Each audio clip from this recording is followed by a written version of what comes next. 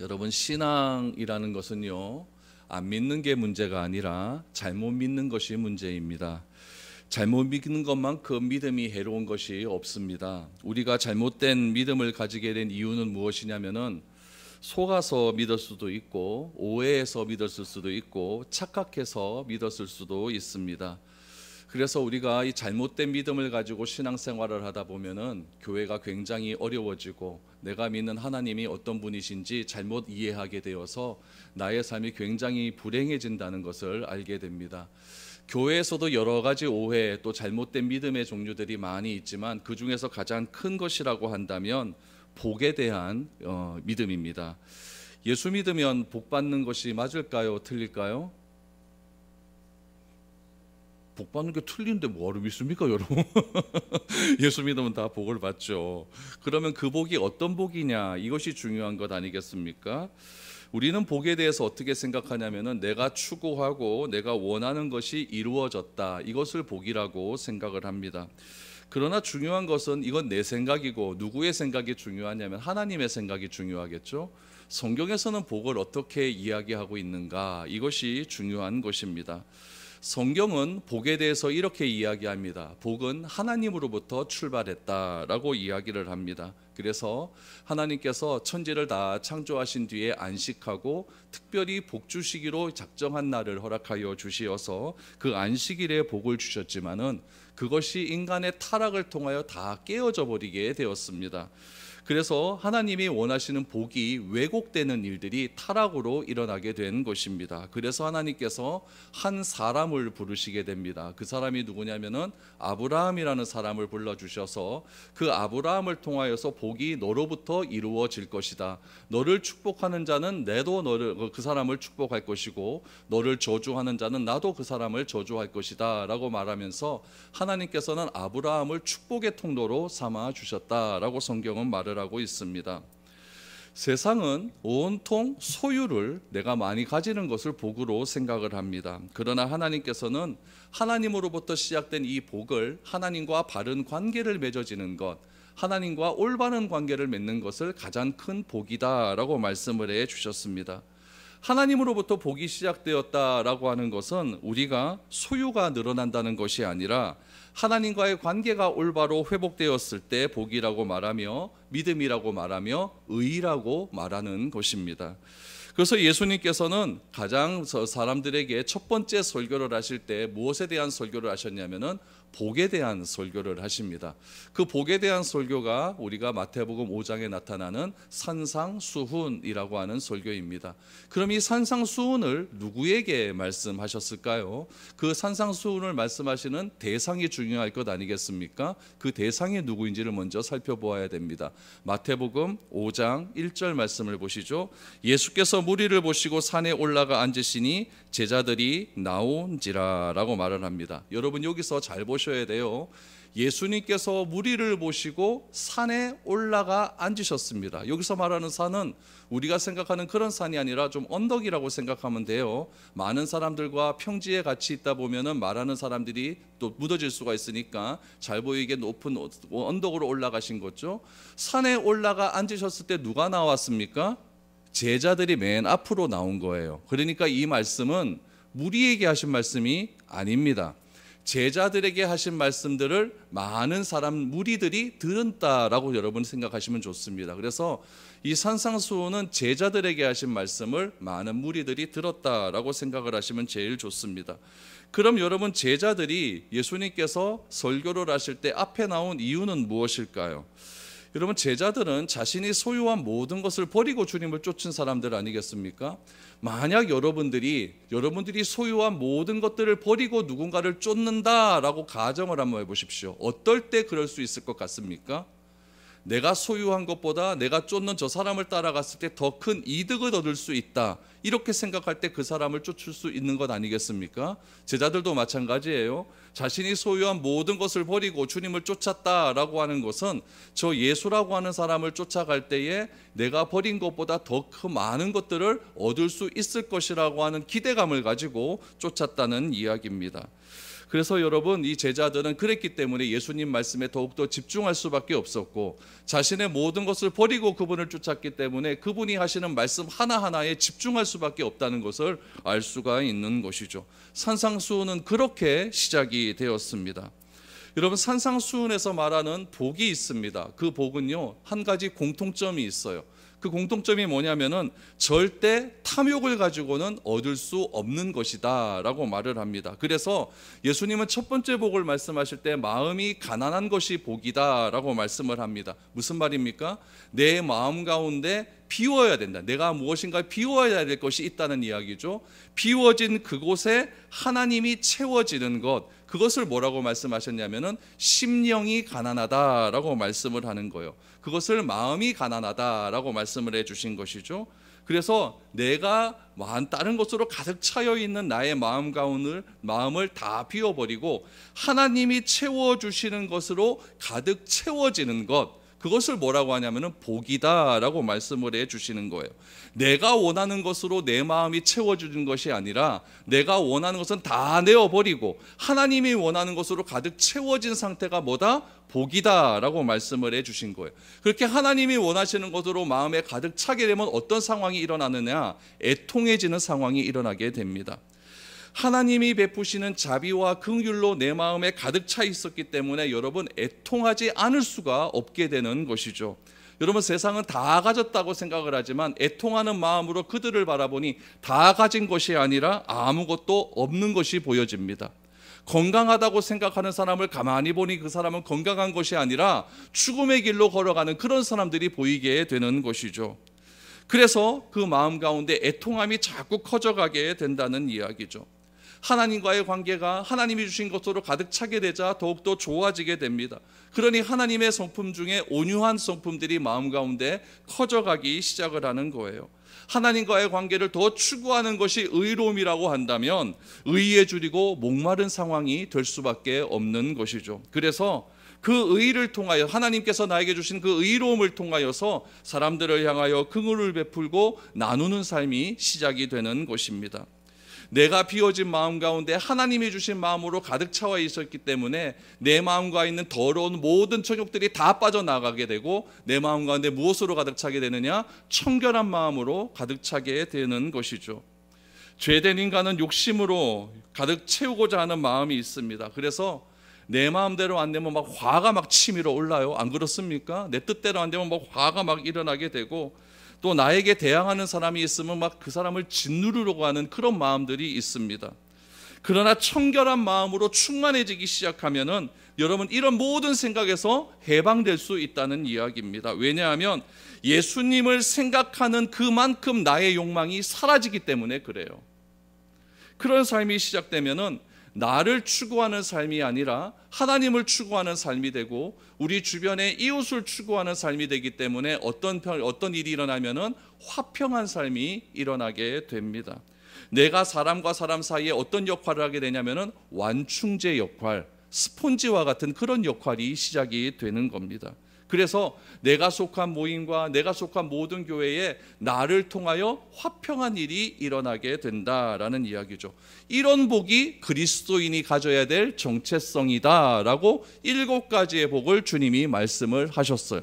그리고 복에 대한 새로운 개념을 말씀하신 예수님께서 복의 최고의 절정을 말씀하십니다. 그 절정이 무엇이냐면은 오늘 본문에서 말하는 10절의 복입니다. 이 10절의 복은 내가 별로 원하는 복이 아닙니다. 7가지의 복 다 내가 원하는 복도 아니지만은 오늘 이 8번째 마지막 복은 절대 내가 원하는 복이 아니에요. 그러나 주님은 이것이 복의 최고봉이다라고 말씀을 하셨습니다. 그 복은 무엇일까요? 10절을 보니 의를 위하여 박해를 받는 자는 복이 있나니 천국이 그들의 것임이라.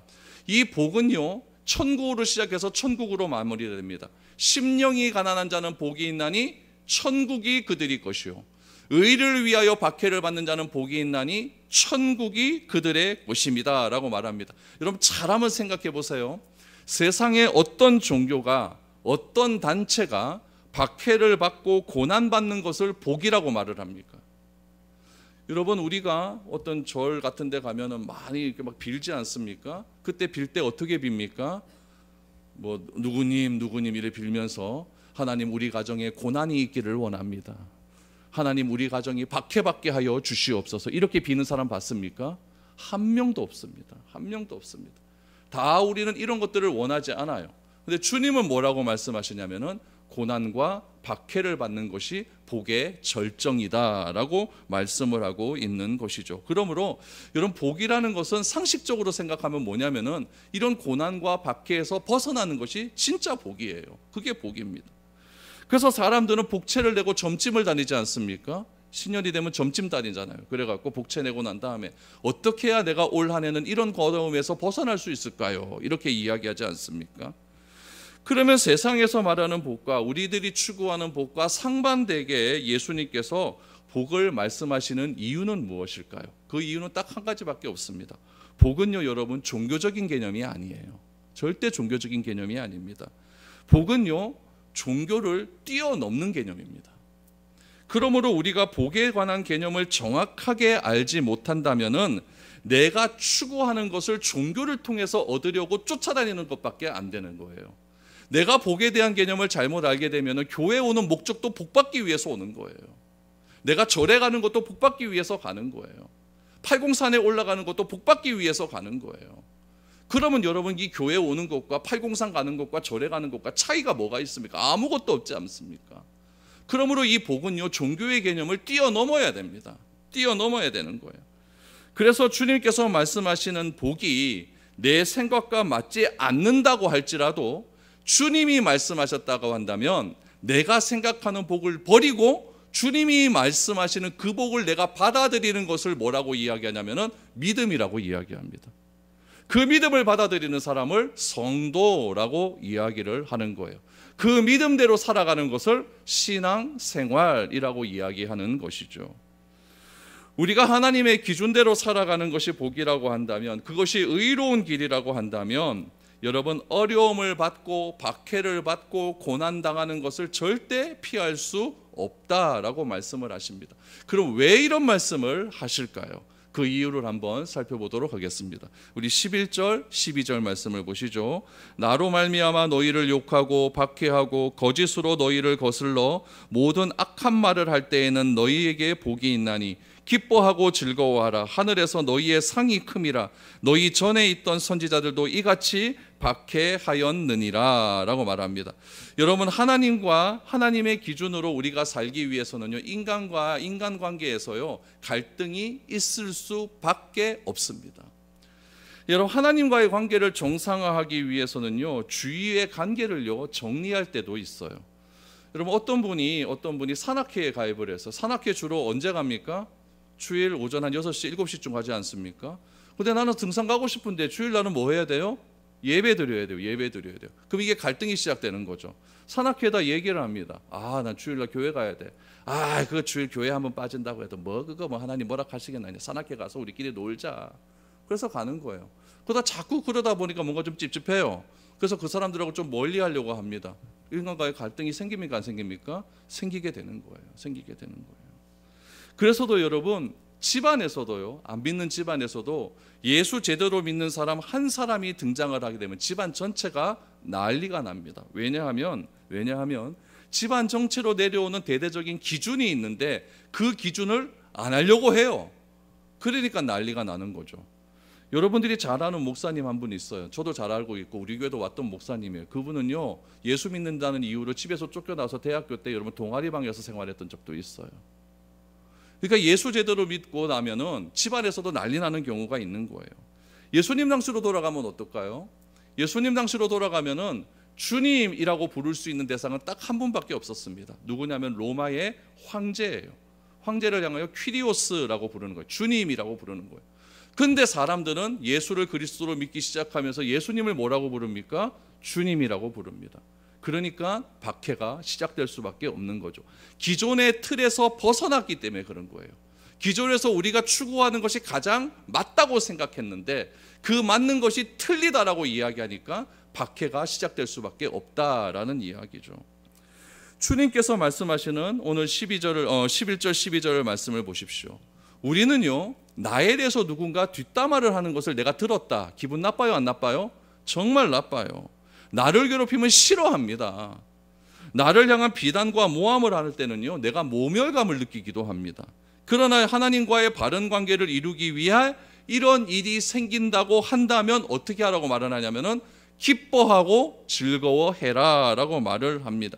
주님이 말하는 복은요, 내가 추구하는 복과는 정반대의 복을 말씀하십니다. 세상의 복, 내가 추구하는 복은요, 다 내 소유와 관련되어 있는 거예요. 더 가지기를 원하고, 더 높아지기를 원하고, 더 많아지기를 원합니다. 이건 다 무엇이냐면은 자기중심적인 개념 속에서 복의 개념을 찾는 거예요. 나만 생각하다 보니까 더 많아지는 것이 좋겠죠. 나를 생각하다 보니까, 내 집안을 생각하다 보니까 더 높은 곳에 올라가는 것이 좋겠죠. 그러나 주님은 절대로 그렇게 말씀하지 않습니다. 하나님 나라에서 요구하는 참된 가치는 세상의 가치와는 정반대의 길을 요구하고 있습니다. 그래서 하나님 나라의 참된 가치를 추구하기 위해서는요, 우리의 믿음의 선조들은 이 하나님 나라의 가치를 추구하기 위해서 이런 어려움들을 참고 견뎠다라고 이야기를 하고 있습니다. 이런 일들이 실제로 여러분 예수를 믿고 성령 충만을 받았던 사도들에게서 나타납니다. 우리 사도행전 5장 41절을 보십시오. 사도들은 그 이름을 위하여 능욕받는 일에 합당한 자로 여기심을 기뻐하면서 공회 앞을 떠나니라 라고 말합니다. 정말 놀라운 말씀이 나오지 않습니까? 그 이름, 예수 그리스도의 이름을 위하여 능욕받는 일, 능욕이라는 모욕당하고 창피당하는 일이에요. 그 일을 위하여 여러분, 내가 모욕받고 창피당하는 일이 예수님 때문에 일어났다면 그것을 합당한 일로 여겼다라고 이야기를 하고 있는 것이죠. 그래서 베드로는요, 뭐라고 이야기하냐면은 훗날 자기가 베드로전서를 쓰면서 이렇게 이야기를 합니다. 베드로전서 4장 14절입니다. 너희가 그리스도의 이름으로 치욕을 당하면 복이 있는 자로다. 영광의 영국 하나님의 영이 너희 위에 계심이라 라고 말합니다. 베드로는 여러분 예수님께서 잡히시던 그날 밤에 작은 종자 하나가 와서 너도 예수와 같이 달린 갈릴리 사람 아니냐, 이 한마디에 예수님을 저주했던 사람이었어요. 그랬던 그가 성령의 충만함을 받고 예수님이 말씀하신 그 모든 것들이 깨달아지기 시작하면서부터 뭐라고 말을 하냐면 그리스도의 이름으로 치욕을 당하는 것이 뭐가 있다? 복이 있다라고 말을 합니다. 왜 복이 있다 말을 하느냐? 그 자가 바로 머리 위에 뭐가 있기 때문에, 영광의 하나님의 영이 있기 때문에 그렇다. 하나님의 영이 있지 않고서는 절대로 치욕당하는 것을 견디지 못한다라는 이야기입니다. 여러분, 우리는 예수 교회 다닌다는 이유로 치욕당하는 것을 너무 싫어하지 않습니까? 그래서 여러분, 어떨 때 보면 내가 예수 믿는 것조차도 말하지 않고 누군가를 만날 때도 있어요. 왜냐하면 부끄러울 때가 있으니까요. 여러분, 이런 일이 복인 이유는 무엇이냐? 예수를 믿음으로 세상의 가치를 따라가지 않을 때 일어나는 현상이기 때문에 그렇다라는 이야기입니다. 여러분, 세상의 기준과 타협하고 그래서 내가 원하는 것을 많이 소유하는 것은 이런 의미에서 성경에서 말하는 복은 아니다라는 이야기입니다. 참된 복은 예수님과 더 바른 관계를 유지하기 위해서 애쓰다가 치욕도 당하고 어려움도 당하고 소외를 당하고, 그래서 그 당하는 것을 내가 기쁨으로 여길 때 그것이 복이다라고 성경은 우리에게 가르치고 있습니다. 그럼 여러분, 이런 복이 성경에서 이야기하고 있는데 여러분, 이런 것이 복이다라고 교회 다니면서 많이 들어봤습니까? 안 들어봤습니까? 별로 안 들어봤을 겁니다. 저도 이 말씀 준비해서 되게 부담이 됐어요. 가정의 달 5월 마지막 주에 이런 이야기를 해야 되는 거 정말 부담이 됩니다. 여러분, 믿으면 복을 받는 건 맞아요. 믿으면 복 받습니다. 복 받는 건 맞는데 이렇게 복의 개념이 교회에서조차도 왜곡되는 이유가 무엇일까요? 여러분, 제가 이런 말을 한다고 절대 여러분들 오해하지 마시기를 바랍니다. 여러분, 잘 사는 것이 잘못되었다는 것 아닙니다. 저는 여러분들이 다 행복하게 잘 살았으면 좋겠습니다. 힘들어요 이런 말보다는 아유 그래도 잘 됐어요 이런 말 듣는 게 훨씬 더 좋은 것 아니겠습니까? 그런데 잘 살고 행복하게 사는 기준이요, 세상의 가치를 두고 그렇게 살아간다 그러면 조금 문제가 있는 거예요. 신앙은요, 여러분, 다시 한번 말합니다. 안 믿는 것이 문제가 아니라 여러분, 잘못 믿는 것이 더 큰 문제입니다. 잘못 믿으니까 하나님에 대한 오해가 자꾸 생깁니다. 예배드리는 것도, 기도하는 것도, 찬양하는 것도, 말씀 읽는 것도, 신앙생활하는 것도 안 하는 것이 문제가 아니라 내 마음대로 하려고 하는 것이 문제입니다. 성경도 내 마음대로 해석하려고 하고, 기도도 내 마음대로 하려고 하고, 예배 드리는 것도 내 마음대로 하려고 하고, 그래서 안 되면 짜증나고, 그래서 안 되면 하나님을 원망하고, 하나님께 어떻게 이럴 수 있냐고 하나님께 대드는 그런 삶이 우리의 삶 아닙니까? 그래서 여러분, 내 마음대로 신앙생활하다 보면은 변질되고 타락할 수밖에 없는 겁니다. 그 결과 여러분, 오늘날 교회를 향하여서 다 말하는 이야기가 무엇이냐면, 교회는 자정 능력을 잃어버렸다. 스스로 회개하고 무엇이 잘못되었다라고 하는 것을 스스로 깨달을 수 있는 능력이 다 잃어버렸다라고 하는 그런 시대를 살아가고 있는 겁니다. 그러면 여러분, 왜 박해와 고난을 받는 것이 복일 수밖에 없을까? 오늘 그 이야기를 한번 여러분과 해봤으면 좋겠습니다. 예수님은 여러분, 박해와 고난받는 것이 복이다라고 하는 것을 말씀하실 때에 비유를 들어서 말씀하세요. 예수님의 설교 방식이죠. 꼭 어려운 이야기할 때 비유를 드십니다. 오늘의 비유는 무엇이냐면은 소금과 빛의 비유입니다. 소금은 무엇이고 빛은 무엇이기에 예수님께서 고난과 박해를 이야기할 때 이 소금과 빛에 대한 이야기를 하실까? 먼저 소금에 대한 이야기를 한번 들어보죠. 13절입니다. 너희는 세상의 소금이니 소금이 만일 그 맛을 잃어버리면 무엇으로 짜게 하리요? 후에는 아무 쓸데없어 다만 밖에 버려져 사람에게 밝힐 뿐이니라 라고 말합니다. 여러분, 소금의 본질은 뭐에 있냐면 맛에 있어요. 맛에 있어요. 그런데 여러분, 소금도 조금 비싼 소금 먹어보니까 맛있어요. 제가 어떤 식당에 갔더니 좋은 소금을 샘플로 줘요. 요만한 종지종자에 진짜 한 2번 찍어 먹으면 없을 정도로 줘요. 그리고 메뉴판에 그 소금이 메뉴로 나와 있어요. 요만한 종지종지에 한 10번 찍어 먹으면 없는데 3,000원 이렇게 나와 있어요. 여러분, 그 소금이 무슨 소금이면 송이 소금, 트러블 소금 이런 소금이에요. 그래서 그거 한번 찍어보니까 소금이 짠 게 아니라 짠데 단데 맛있어요. 그런 소금이 있다 봐요. 하여튼 희한합니다. 여러분, 아무리 좋은 소금이라 할지라도 소금이 그릇에만 담겨 있으면 아무런 의미가 없는 겁니다. 그러면 소금이 소금병의 싱크대 위에만 있다, 그게 의미가 있을까요? 아무런 의미가 없습니다. 소금의 역할을 하기 위해서는 어떻게 해야 되냐? 음식에 뿌려줘야 돼요. 그러면 의미가 있는 거죠. 국에 넣어서 팔팔 끓는 끓에 넣어서 여러분, 소금이 넣을 때 싱거운 맛이 없어질 때 소금의 참맛이 드러나는 것 아니겠습니까? 아무리 비싸다고 할지라도 뿌려지고 녹아져야 뭡니까? 소금이라는 이야기예요. 짠맛이 날 때 소금이라는 이야기예요. 뿌려지지 않고 병에만 담겨 있는 것은 소금의 역할이 아니라는 이야기입니다. 여러분, 소금이 뜨거운 물에 뿌려지는 것, 이것을 예수님은 뭐에 비유하시냐면 고난과 박해에 비유하는 거예요. 소금이 생명이 있다고 생각하면 뜨거운 물에 들어가면 얼마나 뜨거울까요? 근데 그 고난과 박해를 거치고 싱거운 국에 소금이 싹 녹아지게 되면은 곰탕이 얼마나 짭짜름하니 맛있게 됩니까? 간이 맞아서 정말 맛있게 되는 거예요. 조리된 음식에 소금이 녹아서 형태는 없어지고 맛만 나면 그것이 여러분 소금의 역할이다라는 이야기죠. 그래서 여러분, 소금은요, 날마다 뿌려지고 녹아져야 소금이 될 수 있는 거예요. 근데 아주 집에 비싼 천일염이라고 하는 소금이 있어요. 얼마나 비쌉니까? 그 천일염이 아름다운 병에 담겨져 있어서 사람의 눈에 보기에만 좋고, 그 소금의 각진 그런 것들을 바라보면서 아우 이뻐 이뻐 이러면 그게 소금의 가치가 있습니까? 아무런 의미가 없는 거예요.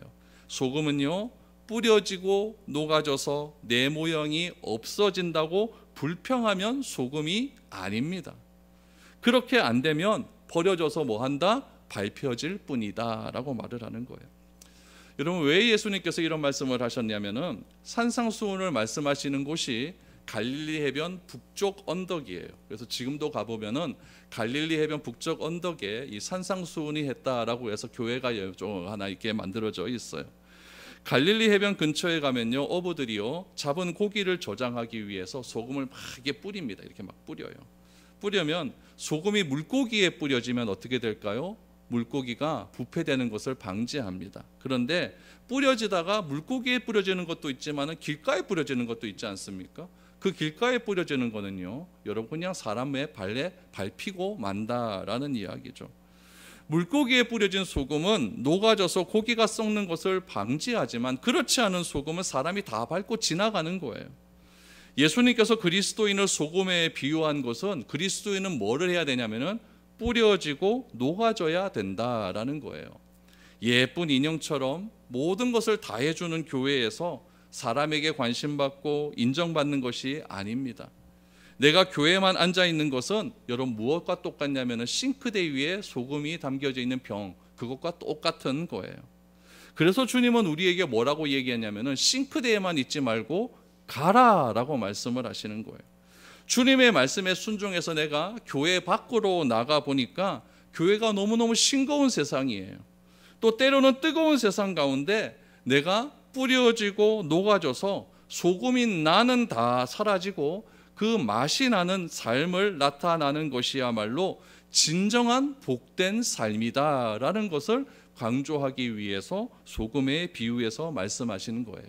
여러분, 나의 모양이 없어진다라는 것은 무엇을 의미하냐면은 나를 부인한다라는 이야기예요. 여러분, 나를 부인하는 것이 쉬워요, 어려워요? 그건 너무나 어려운 일이에요. 나를 부인하는 것이 어렵기 때문에 예수님께서는 나를 부인하는 것은 십자가를 지고 가는 것과 똑같다라고 그렇게 말씀하시는 거예요. 그래서 나의 모양이 없어지는 것이 고난이고 박해고 핍박받는 겁니다. 그렇게 나의 모양이 없어져서 하나님과의 관계가 회복되고 이웃과의 관계가 회복되는 것이 정말 진정한 그리스도인의 가치라는 것을 말씀해 주는 거죠.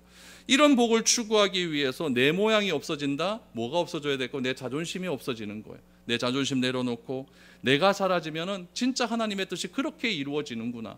뭐 하나 했다고 내가 그거 하나 한 거 드러내려고 막 그렇게 난리를 치는 것이 아니라 내가 다 녹아 없어지고 내가 없어짐을 통하여서 그 모임 가운데 아름다운 화평의 은혜가 이루어져 가는 것, 진정한 하나님 나라가 이루어져 가는 것, 그것이야말로 진짜 그리스도인의 참된 복이다라는 것을 말씀해 주는 것이죠. 그래서 인간의 본질은 어디에 있냐면요, 내가 없어지고 주님이 드러나는 것에 있는 겁니다. 하나님께서 세상을 창조하시고 여러분 사람을 보실 때 보시기에 좋았더라라고 하는 것은 인간 가운데 탐욕이 있었기 때문에 보시기에 좋은 것이 아니라 죄가 들어오기 전의 상태였기 때문에 인간의 모습 속에서 하나님의 형상이 드러났기 때문에 보시기에 좋았다라는 것이죠. 그러므로 오늘날 우리의 삶도 내 안에 있는 탐욕이 사라지고 그것이 첫 번째 말씀하신 심령이 가난해지는 거예요. 그 심령이 가난해진 그 마음속에 비어진 곳에 무엇이 가득 차냐면은 하나님이 주신 마음으로 가득 차질 때 하나님이 영광을 위해 살아갈 수 있는 그런 은혜가 넘쳐나게 되는 겁니다. 바라건대 저는 여러분들이 다 소금이 될 수 있기를 바랍니다. 그래서 진짜 놀라운 은혜가 넘쳐날 수 있었으면 좋겠습니다. 두 번째는 무엇입니까? 빛이에요, 빛. 우리 14절, 15절 보시죠. 너희는 세상의 빛이라 산 위에 있는 동네가 숨겨지지 못할 것이요 사람이 등불을 켜서 말 아래 두지 아니하고 등경 위에 두나니 이러므로 집안의 모든 사람에게 비치느니라 라고 말합니다. 팔복에 대한 말씀이 어느 정도 마무리될 때 예수님께서는요, 갈릴리 호수 남서쪽 저쪽에서 호롱불 하나가 하나씩 둘씩 켜져 있는 것을 보게 됩니다. 갈릴리 호수 북쪽에서 남서쪽으로 딱 바라보면 거기서 갈릴리 바닷가에 제일 거대한 도시가 하나 있어요. 디베랴라고 하는 도시입니다. 가이사라 디베라, 가이사를 위한 도시가 하나 만들어졌는데 그 디베라에서 해가 뉘어질 쯤에 호롱불이 하나씩 켜지니까 거기가 디베라인 줄 알게 되는 거예요. 환하게 되어서 여러분 야경이 너무나 아름다운 광경이 이 갈릴리 호숫가에 펼쳐지기 시작을 하는 것이죠. 그 장면을 보신 예수님께서 뭐라고 말씀하시느냐? 너희는 세상의 빛이다 라고 말씀을 하시는 거예요. 여러분 요즘 야경 정말 아름답지 않습니까? 여러분 시내에도 가보면은 여러분 밤이 되면 빌딩에 불이 하나 둘씩 이렇게 켜지기 시작하는데 정말 아름다운 장경이 연출이 돼요. 여기 하원에도 여러분 보니까 요즘 아파트가 요즘 새로 지어지는 아파트가 많으니까 꼭대기에 다 이렇게 야경이 조성이 되잖아요. 꼼꼼해지면 얼마나 밤이 아름다운지 모릅니다. 여러분 아무리 좋은 조명이 있다 할지라도 그 조명에 무엇이 들어오지 않으면, 불이 들어오지 않으면, 빛이 들어오지 않는다면 그 조명은 조명으로서 역할을 다 감당할 수가 없는 거예요. 빛이 들어올 때 주변이 아름답게 바뀌어질 수 있다라는 것이죠. 그래서 주님은 말씀하십니다. 16절 말씀해 보니까 이같이 너희 빛이 사람 앞에 비치게 하여 그들로 너희 착한 행실을 보고 하늘에 계신 너희 아버지께 영광을 돌리게 하라라고 말합니다. 빛은 누구에게 비춰줘야 되느냐? 교회에서 비춰지는 게 아니에요. 빛은 누구에게 비춰진다? 사람에게 비춰질 때 그 빛을 통하여 하나님께 영광 돌리는 삶이 이루어져 나는 것입니다. 그러므로 우리의 모든 삶, 소금의 삶은 어디에서 이루어져야 된다? 사람 앞에서 이루어져야 되는 것이죠. 교회 다니는 사람끼리 행복하면 안 됩니다. 교회 다니는 사람끼리 우리끼리 칭찬하면 안 된다는 이야기예요. 우리끼리 사랑하고 우리끼리 행복해지면 더 안 된다는 이야기죠. 빛은 모든 사람들에게 비춰져야 될 때 그 빛을 통하여 하나님께 영광 돌릴 수 있는 그런 삶이 된다라고 말을 합니다. 근데 여러분 참 이게 들을 때는 좋아요. 들을 때는 좋아요. 좋은데 이거를 내가 하려고 그러면은 힘듭니까? 어려워요? 어려워요. 남이 안 하면은 내가 판단합니다. 근데 내가 안 하면 괜찮아요. 그래서 예수님께서는 내가 할 수 있는 방법도 알려주십니다. 참 예수님의 이 설교가 괜찮아요. 그래서 내가 할 수 있는 방법은 무엇이냐? 12절을 다시 보십시오. 기뻐하고 즐거워하라. 하늘에서 너희 상이 큼이라. 너희 전에 있던 선지자들도 이같이 박해하였느니라. 여러분 여기서 무엇을 강조하시냐면은 하늘에서 너희 상이 크다라고 얘기를 해요. 그럼 천국에서 받는 상은 뭘까요? 상품권? 저도 잘 모르겠습니다. 이건 제가 꼭 물어볼 겁니다. 주님께 도대체 무엇입니까? 그러나 상이 크다고 하셨기 때문에 틀림없이 큰 겁니다. 이거는요, 큰 거예요. 여러분 크다라고 번역된 이 헬라어를 딱 풀어보면 어떤 말이 나오냐면요, 풍성하다, 넘치다, 충만하다라는 거예요. 풍성하다, 넘치다, 충만하다, 이게 큰 거예요. 그러니까 상은 내가 생각하는 것 이상으로 풍성하고 넘치고 충만할 겁니다. 그러니까 일단 내가 생각하는 것을 크게 잡으십시오. 그럼 그것보다는 더 많이 주십니다. 네, 크게 잡으십시오. 예수님은요, 하나님의 의로움을 지키기 위해서 핍박받고 욕먹고 상처 입은 하나님의 자녀들을 따뜻하게 맞아 주실 겁니다. 그리고 칭찬해 주실 겁니다. 그리고 또 하나님께서 하신 말씀, 받을 상을 기대하라고 했으니까 기대하며 소금의 역할 감당하십시오. 기대하면서. 또 하나는 예수님께서 말씀하신 것 중에 위로가 되는 것은 선지자들도 이렇게 당했다라는 거예요. 나만 당하면 억울합니다. 근데 옆에 사람도 같이 하면 거기서 힘이 돼요. 희한하게 힘이 됩니다. 아, 우리의 선조들도 이러한 것들 때문에 어려움을 당했구나. 그럼 나도 그런 어려움을 능히 감당할 수 있다. 그럼 선조들이 당한 어려움을 가만히 우리의 성경을 통해서 보면서 어떻게 극복할 수 있었을까를 살펴본다면 나도 그런 방법으로 극복하면 변함없는 하나님께서 그들에게 베풀어 주신 은혜를 나에게도 동일하게 내려주실 것이다. 이런 결론이 나올 수가 있는 것이죠. 그럼 초대교회 성도들은요, 예수 믿는다는 이유로 참 많은 어려움을 당했어요. 그러나 우리는 자유롭게 신앙생활 하지 않습니까? 예배에 참석할 수도 있고 안 할 수도 있는 겁니다. 그것 가지고 여러분 핍박당하는 사람 아무도 없습니다. 제가 여러분 교회 한번 안 나왔다고 채찍질을 합니까? 그런 거 없습니다. 여러분 그런 자유를 가진 우리가 핍박을 받으면서 신앙을 생활을 하는 초대교인과는 어떤 차이가 있는지 좀 살펴봐야 돼요. 초대교회 성도들은요, 예배 드릴 수 있는 것만으로도 감사했던 적이 있습니다. 시설이 부족했어요. 자리도 불편했어요. 설교도 엉성하고 성가대도 없고 프로그램도 부족해도 고난 중에 있는 성도들은 단지 내가 교회에 와서 예배 드릴 수 있다, 그 하나만으로도 감사했습니다. 그런데 자유롭게 신앙생활하는 우리는요, 늘 불평과 불만이 많습니다. 교회에 와서 더우면 덥다고 불만입니다. 추우면 춥다고 불만입니다. 설교가 길면 왜 이렇게 기냐고 이야기하고 짧으면 왜 이렇게 짧냐라고 또 이야기를 합니다. 내 생각하고 다르면 왜 저렇게 설교하냐 그러고 내 생각과 맞으면 은혜 받았다고 이야기를 합니다. 여러분, 신앙의 자유를 빼앗기고 예배의 특권을 빼앗기면서 알게 되는 것 하나가 있습니다. 예배를 드릴 수 있다는 그 자체가 감사한 일이고 내 옆에 함께 예배 드릴 수 있는 성도가 있다는 것에 눈물 날 정도로 감사한 것입니다. 그러면 내가 주님 앞에 나올 수 있는 것 자체가 감사할 수 있는 제목이 되어야 되는 것입니다.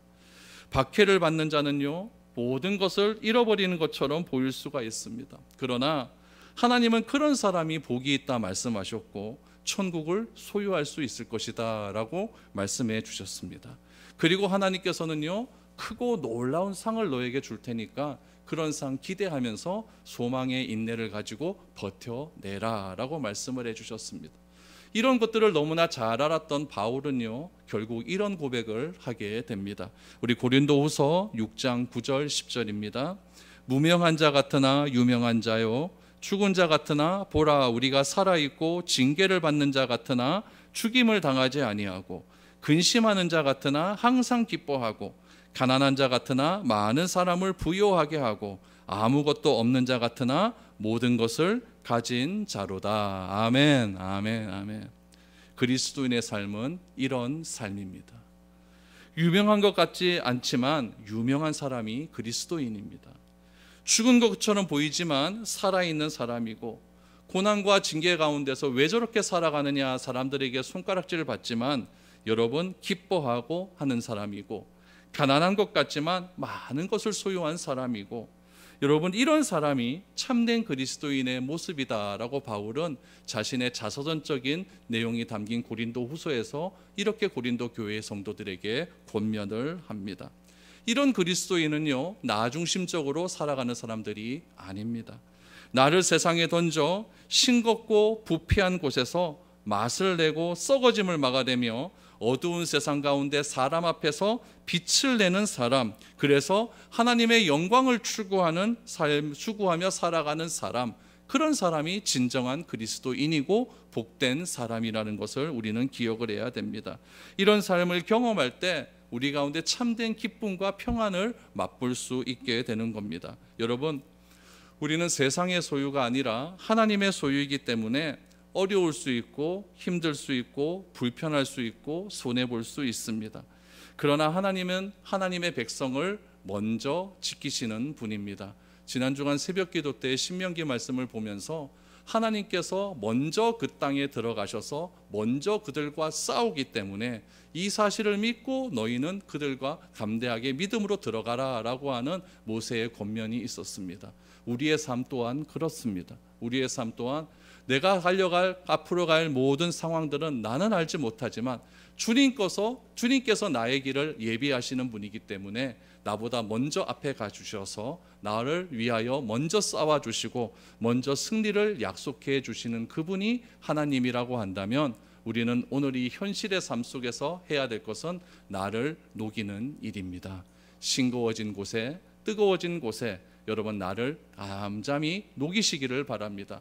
녹일 때 고난받고 어려움받고 오해받고 또 힘든 일 손가락질 받는다 할지라도 여러분 그것으로 인하여 탓하지 마시고 내가 진짜 이제 예수님을 바르게 믿게 되는 사람이 되었구나, 복받는 사람이 되었구나, 그래서 주님께서 더 많은 것으로 내게 채워주시겠구나 라고 하는 믿음으로 하루하루 살아가면서 여러분 우리의 삶과 교회 가운데 진짜 하나님 나라를 경험할 수 있는 저와 여러분들의 삶이 될 수 있기를 축복드립니다.